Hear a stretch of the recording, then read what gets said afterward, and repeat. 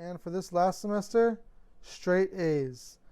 An A in Spanish 3, an A in English 101, an A in Spanish 8, and an A in Astronomy 1. The truth is, guys, is I did all of this with a full-time work schedule, right? Full-time school schedule, a 7-year-old daughter, right? And yeah, just having to pay my own bills and learning 2 languages, right? Hello YouTube, this is Hamza the Linguist, formerly known as Cody Languages, and today I want to talk about the International Phonetic Alphabet, and vowels. Within English, probably the biggest dialectical differences are in vowels, so I just want to give a full disclosure that my accent is the central Minnesotan accent now. If you look at some of my older previous videos, they're more of a southern Minnesotan or metro area accent, as I was born and spent a lot of my younger childhood in the Twin Cities. And then about high school age, middle school, high school age, I went to Hutchinson, which is like southern Minnesota. And now I'm in St. Cloud and I picked up the central Minnesotan accent. So I just want to give a full disclosure about my accent as we get into these vowels, because I cannot do the accent, or, the dialect of southern accents, for instance, or, other different types. And I do plan to make a video that about the central Minnesotan accent and how it's different. We did a study at my university. One of my professors, Dr. Etienne Kofi, he did a study about the central Minnesotan accent and how the vowels are changing and how the vowels are a bit different than other dialects in Minnesota. So maybe we'll talk about that later. I already got abstracts of the studies read. And that type of thing. So I'm going to go over it in more detail in a future video, hopefully. But now getting to the IPA vowels. Hello YouTube. Today I wanted to talk about the International Phonetic Alphabet, talk about the vowels. As you just seen, there's a clip of me discussing my central Minnesotan dialect that I have acquired. But when you go and look at more Southern American dialects, like in Alabama, Georgia, and these different places in the South, you'll see that these different vowels, you can differentiate them a lot more than perhaps with my accent. And they use a lot of diphthongs, which I'll get to in probably later videos in the future. But to start out with, I got them all written down here on the whiteboard. So this one, it's kind of like an A with an E together. And that is like the vowel in cat, or bad, sad, sand, land, hand. So that's this symbol here. And then we have this one, which is also, looks to me anyways, like A, sort of. So we find that one in bra, like brassiere, or calm, palm, father, start, dark. The next one here that we have is, it's kind of like a triangle that's, I don't know, an upside down V, but this is the vowel you find in cup, or butt, or cut, gun, gum, come, some, glove. And then this one here, it looks kind of like an E or a 3 maybe. That's kind of like the other way. This one is in get, bed, set, sell, fell, men. And then here, it almost looks like a capital I, but it's like really short. So this one is like like pit, bin, fill, will, vil, as in village, or bullet, the last part of bullet. So And then this one looks like your standard I in English, but this is more like a long E sound. So you find this in he, she, see, keep. You see it in words such as that. And then this thing is like a backwards C, okay? And that's kind of like saw, straw, dawn, fall, call, wall. So that's kind of a strange one, backwards C. This here, to me it looks like a horseshoe. And so that one's kind of strange, but that's kind of like in put, full, good, would, could, would. And then you have this one, which looks like your U, standard U in English. And it's very similar to this one, but this is kind of a more longer type sound, and with this one, the lips round a lot more. So this we find in you, who, chew, shoe, cool, tool. And if you notice, when you pronounce all those words, your lips do round quite a bit, where they do not with this one here. And then, probably my most favorite, right here, the upside down E, or I just love that sound. I can say it all day. And so that is actually the word like a. So yeah, I like that one quite a bit. It's also in. Let me think of some words here. It's a little bit harder to find in some words, but I like it. So syllable, sylla, sylla. So syllable, or moment, terrible, terrible, terrible, felony. So if you're a felon, and by the way, where I live here is only 1 mile away from one of the major prisons in Minnesota. Actually, it's maybe even less than a mile. So if you're a felon or you have a felony, probably you live in my area. So papyrus is another word too. And then I wrote this kind of as an example here. But basically it's an upside down E, and then you see it's got a little tail on it, okay? And sometimes this tail is also put on this one here, and some other vowels.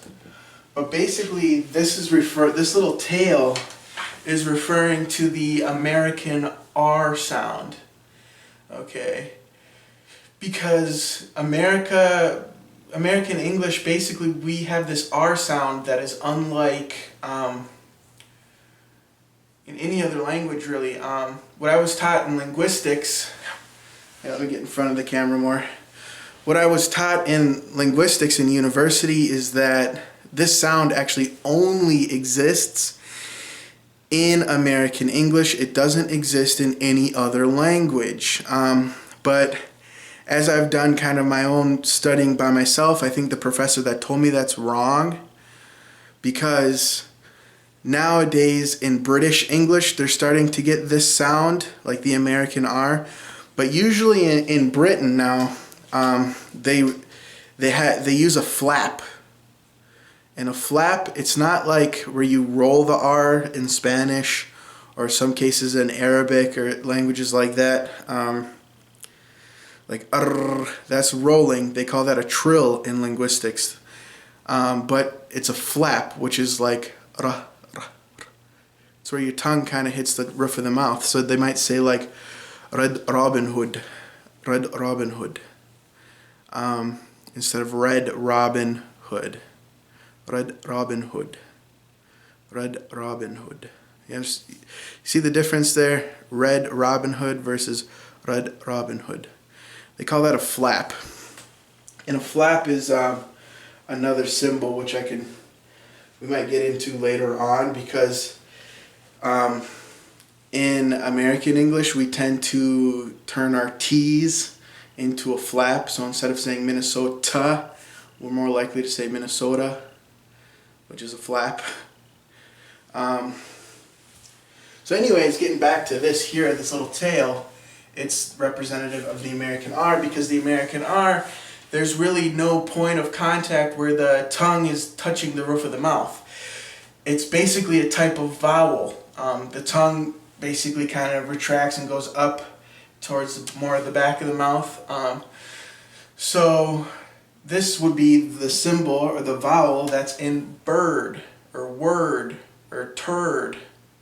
Okay, so bird, if you can remember that So this little thing is in bird, and it's got this little squiggly line. So if you hear this and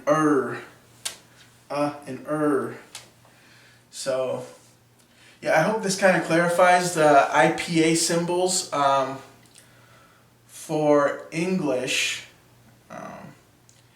This is part 2 in the series. We already did one for consonants. And now I just want to talk about why IPA is important for polyglots.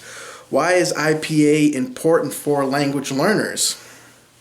And, well, first off, basically a lot of dictionaries and more language manuals or language instruction books are using IPA in them. And I recently made a video called like the best resource to learn Arabic, where I showed some manuals there that used elements from IPA when they transliterated the Arabic. So if you know IPA and you can read it pretty easily, it'll give you a very good understanding as to the sounds of a language without ever actually hearing it, if that makes sense. So let's say you buy a language manual and it doesn't come with a CD, or you got one from used bookstore. I like going to used bookstores. You buy like these Teach Yourself Spanish, Teach Yourself French, or whatever you want. You get them for like $1 or $2, which is very, very cheap, and you don't have to pay shipping on Amazon or anything like that.